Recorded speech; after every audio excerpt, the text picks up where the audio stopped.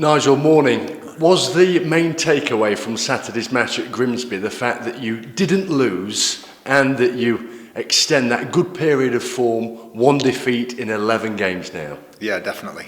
Without being brilliant by any means on Saturday.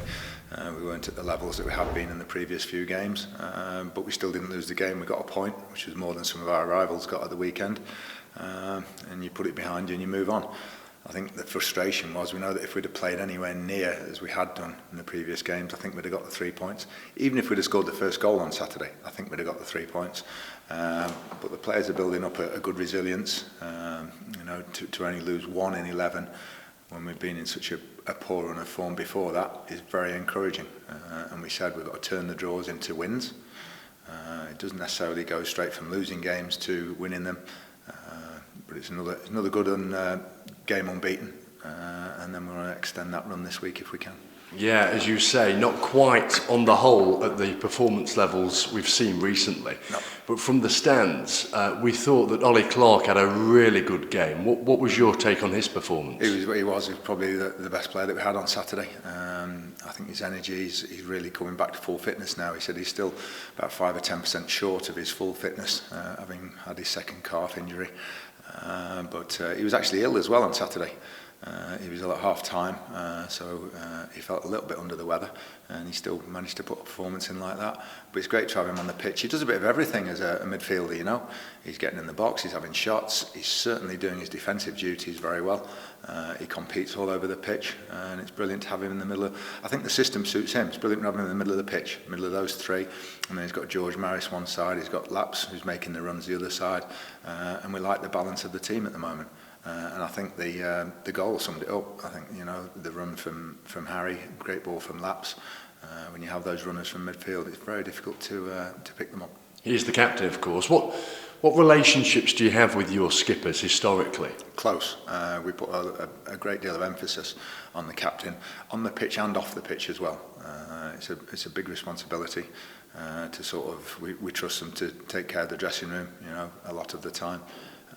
We take care of the big stuff and everything, but all the little daft things that go on during the week, we want players to sort out themselves, and the captain leads that. Is the captain under you your go-to man? Yeah, he's the one that we'll talk to. But we sort of have maybe 4 or 5 senior lads, which we have some good ones here, you know, like Perchy and Nicky Maynard and Jordan Barry, where if we have any sort of problems, and Faz, we'll sort of talk to them as a group. But if it's on an individual, we'll just have a chat with Ollie more regularly than that.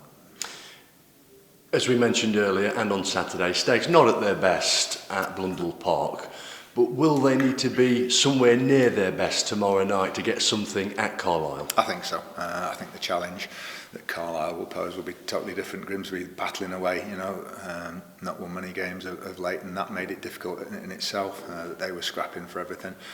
Carlisle will be a completely different prospect, probably the form team, and as confident as any team in the league at the moment.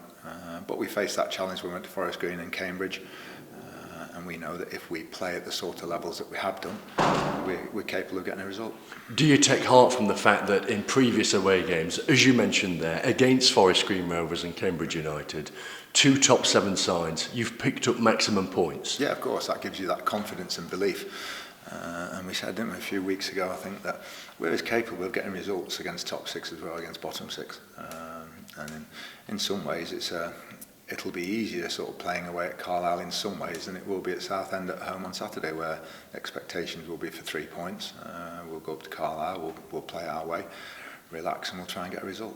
In Sky Bet League 2, Nigel, both Carlisle and Mansfield have lost 5 games each. What do you think are the major differences, therefore, between the two sides?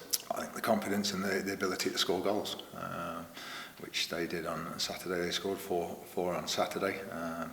And I think they have strikers in form and midfielders in form who are used to scoring goals. Hopefully we can reach that stage, but it just goes to show how fine the margins are. They're third in the league. We're battling away towards the bottom, and yet there's not too much between them in terms of losing games. As it was against Cambridge United, is there a real emphasis therefore on defending well tomorrow night? Yeah, you're going to have to when you play the top 6 or 7 sides. You're going to have to defend well to get anything from the game, and also take your chances when they come along. We had a few half chances. I think if Kellen put a great ball in for Jordan Barry and he's inches off getting a touch, if that goes in Saturday, that can make the difference in a game. And I think that's been the difference when we have played at Forest Green and Cambridge. We've taken those chances that have come along. Team news, Nigel, after Saturday's match, a couple of dead legs. I think Andy Cook and Nicky Maynard picked them up. I take it they're over them, but what about George Maris? That looked a little bit more serious. Yeah, they're both, I don't think they'll train, but they'll both all be in contention for the squad. But yeah, George got a whack on his ankle, and then the two dead legs, and we'll make sure they're all okay. But they're all in with a chance. Will the game come too soon for James Perch? Probably, yeah, with the travelling, I think, as much as anything.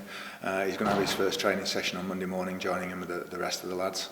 So probably with a hamstring, it's have a good week's training, and then hopefully look towards Saturday.